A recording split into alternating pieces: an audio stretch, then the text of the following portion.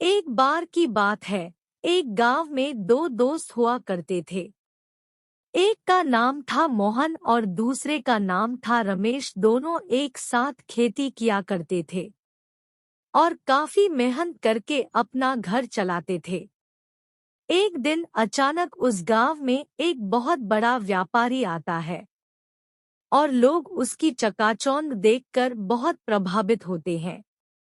पूरे गांव में उस व्यापारी की चर्चा होने लगती है। ऐसे ही मोहन और रमेश भी इसी बारे में बात करने लगे। मोहन कहता है, वाह जिंदगी हो तो ऐसी, देखो उसके कितने ठाठ बाट है। उसके आसपास हमेशा हजारों लोग हाथ जोड़ घूमते हैं और हमें देखो रोज रोज की वही मेहनत और खाने के लिए कुछ पैसे। रमेश कहता है, अरे भाई मोहन, जिसके पास जितना है हमें उतने में ही खुश रहना चाहिए। भगवान ने कम से कम हमें रहने की छत दी है, खाने की 2 वक्त की रोटी दी है।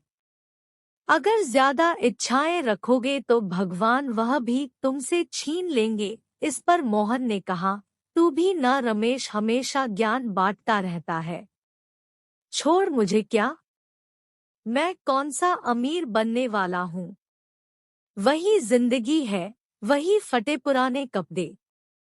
मोहन को उस व्यापारी की अमीरी देखकर बहुत जलन होने लगी और वह बस उसी के सपनों में खोया रहता है। रात दिन वह बस अमीर होने का ख्वाब देखने लगता है। उसका मन काम में नहीं लगता।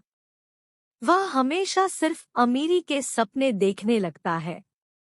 इसी कारण उसकी खेती अच्छे से नहीं होती। वह दिन व दिन बहुत गरीब होने लगता है। खाने के भी लाले पड़ने लगते हैं। मोहन की ऐसी हालत देखकर रमेश मोहन से बोलता है, मोहन ऐसा कब तक चलेगा। तुम दिन भर खुली आंखों से सपने देखने लगते हो। तुम्हें मेहनत करनी चाहिए और अपने काम में ध्यान देना चाहिए। मोहन ने कहा, तुम अपना काम क्यों नहीं करते।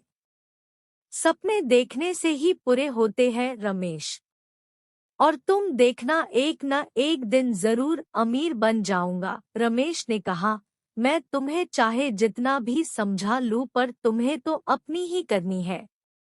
मैं तो तुम्हारे भले के लिए ही बोल रहा हूँ, बाकी तुम्हारी मर्जी। मोहन को रमेश की बातें बेफालतू की लगती है।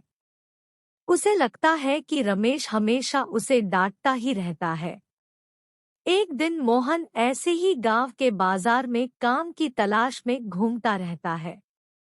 तभी उसे एक लॉटरी वाला दिखता है जो लॉटरी के टिकट बेच रहा होता है।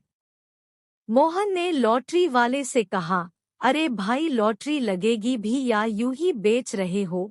लॉटरी वाले ने कहा, अरे भाई बिल्कुल लगेगी। गांव में जो नया व्यापारी आया है वह भी लॉटरी खरीदकर ही मालामाल हुआ है। मोहन ने लालच में आकर लॉटरी खरीद ली और मन ही मन करोड़पति देखने का ख्वाब देखने लगता है। अगले शाम को लॉटरी का रिजल्ट निकलने वाला था, इसलिए मोहन अपनी टिकट लेकर उसी दुकानदार के पास जाता है। वह दुकान वाले से पूछता है, क्यों भाई रिजल्ट आया, जरा मुझे नंबर तो बताना। मोहन अपनी लॉटरी के नंबर को ध्यान से देखता है। उसका नंबर रिजल्ट के नंबर से मैच कर जाता है।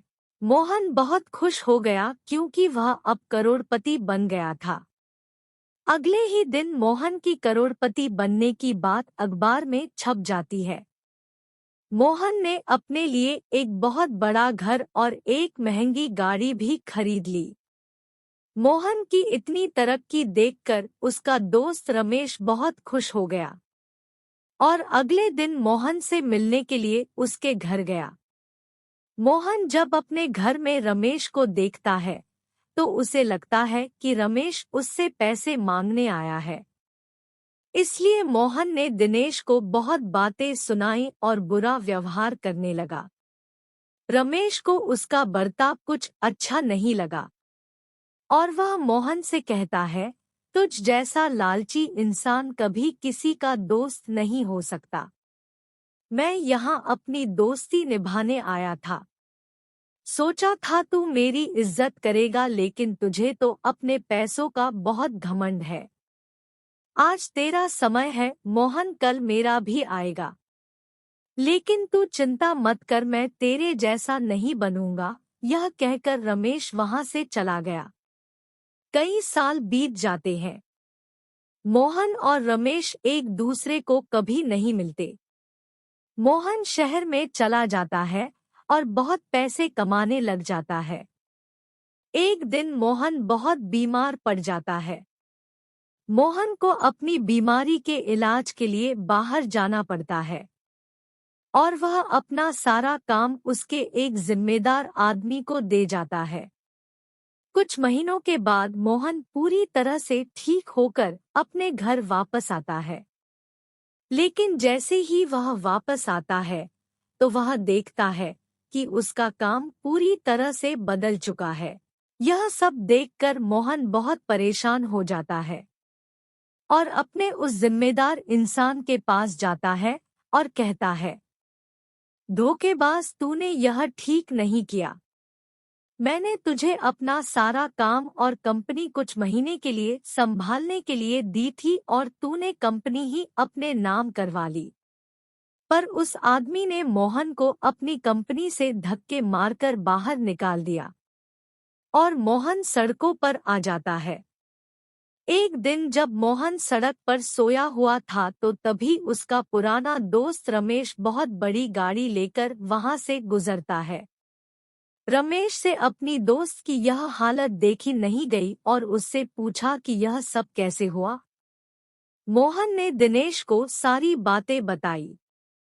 यह सुनकर रमेश को काफी गुस्सा आया। वह मोहन को अपनी गाड़ी में बैठाकर अपने महल जैसे घर में ले गया। रमेश ने भी काफी तरक्की करके घर और गाड़ी खरीद ली थी। उसने मोहन की बहुत खातिरदारी की और अपने साथ अपने घर में रहने के लिए बोला। रमेश की बातें सुनकर मोहन के आंखों में आंसू आ गए और कहा, दोस्त, मुझे उस दिन के लिए माफ कर दो। मैंने उस दिन तुम्हारे साथ काफी बुरा व्यवहार किया। रमेश बोला, दोस्त, छोड़ो भी वह बातें। इस तरह दोनों दोस्त एक साथ खुशी खुशी रहने लगे। मेरे प्यारे दोस्तों, इस कहानी के बारे में आपकी क्या राय है? हमें कमेंट करके जरूर बताइए। वीडियो पसंद आए तो लाइक, सब्सक्राइब और शेयर जरूर करें। धन्यवाद।